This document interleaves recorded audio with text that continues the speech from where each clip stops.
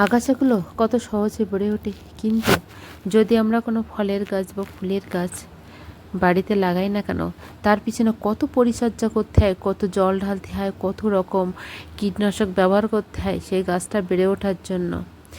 তেমনি সমাজে কিছু দুষ্ট প্রকৃতির মানুষ আছে, তারা অতিরিক্ত বেড়ে ওঠে, তাদেরকে কেউ দমিয়ে রাখতে পারে না।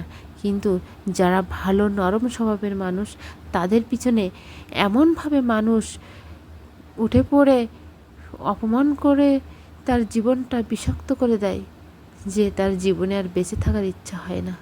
কেন? তোমাদের কি ন্যায় অন্যায় বিচার নেই? তোমরা সবসময় অন্যের গুণগান গাও, কিন্তু বাড়ির বউটারে কখনো ভালো নজরে দেখো না।